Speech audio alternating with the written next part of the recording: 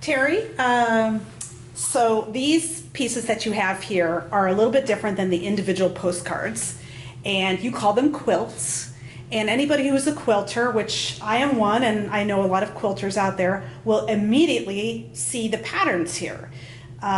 You've got the tumbling blocks on the left, bear paw in the middle, and what is the pattern name on the right? It's a star pattern? I called it Great Smoky Mountain Star. Okay.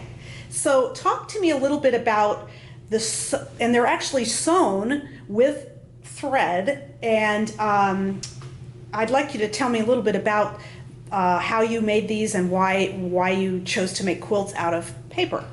I really don't know why I decided to make quilts out of paper, but I think it stemmed from sewing some of the other cards together, and I realized that I could probably piece them together. They're all made of individual postcards. They are not copies. Were separate postcards that I stitched together. I'd stitched them together. I used a linen tape to hold them together, and then I used my 1970s Kenmore sewing machine with the zigzag attachment to zigzag stitch all of them. They were a pain to do because there's not much throat room on the sewing machine, but I made it work. I'd said a lot of curse words while I was doing it. The one over here on the far left is called Tumbling Falls. It's based on a tumbling block pattern. It's a very traditional pattern. The ones in the center are called bear paw or bear claw patterns. Those were the first ones that I did. Each one was done with an individual card.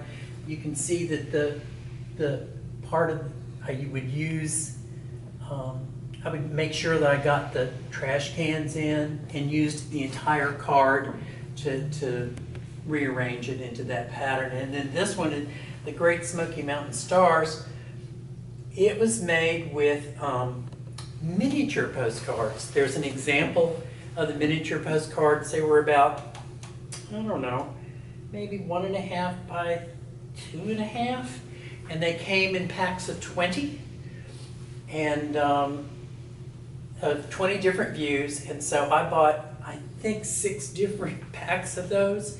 You could mail the pack of cards for $0.015 in the early 50s. Wow. And they were about 1/4 of an inch thick. So that was a piece of mail. Not many of them got mailed. The ones that I bought have all been just kept by somebody.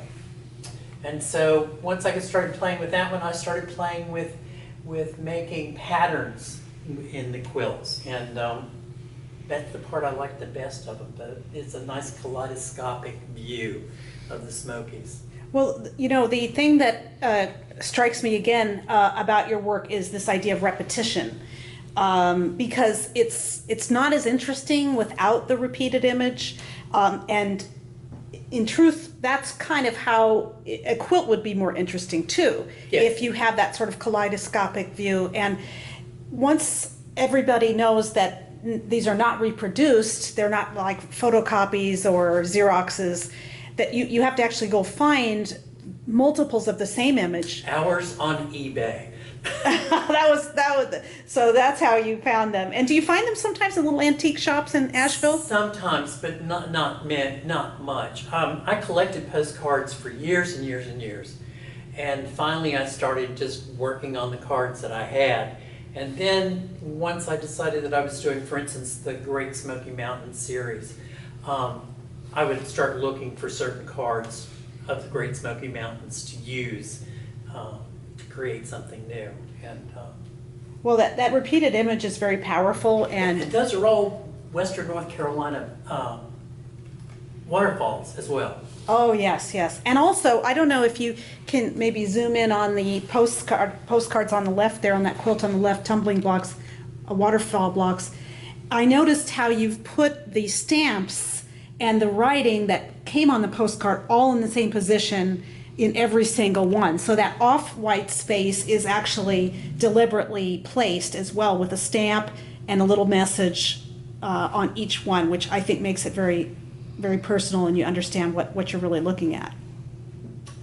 That was intentional. It was like somebody had mailed a postcard to someone, and they may not have waterfalls on the front, but they were all mailed to someone from while they were on vacation, and that's the thing that I really liked. And unfortunately, they only had green and red stamps then. So. But I think the color choice actually really works for you, and it's really effective, so thank you.